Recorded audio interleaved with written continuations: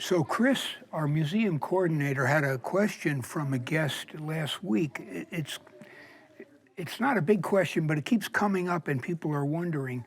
We're talking about why is the throttle on the left or right side? Harley has always been right side forever and still is. Indian, in its very early days with their first twist grip in 1904, they already had the left side throttle.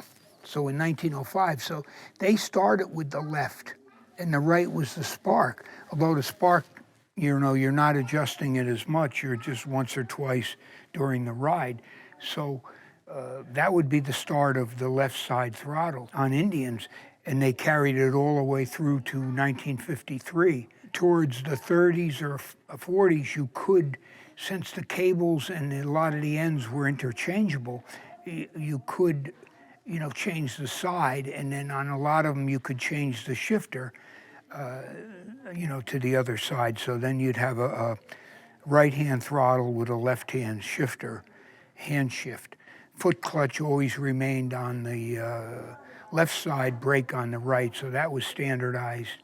But the question, the other thing people started to say in the 1930s or 40s, the excuse would be New York City used Indians from day one, from the early 1905, 06.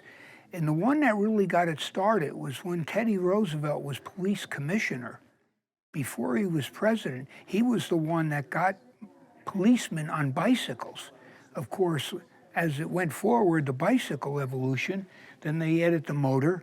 Indian was the first to have the motor, say a motorized bicycle, and they began with Indians. So they ran Indians all the way through 1953, for the police department in New York City.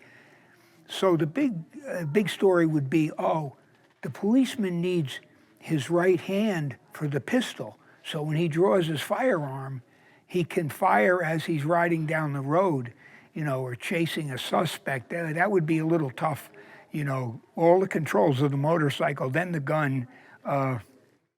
We don't know how that would work.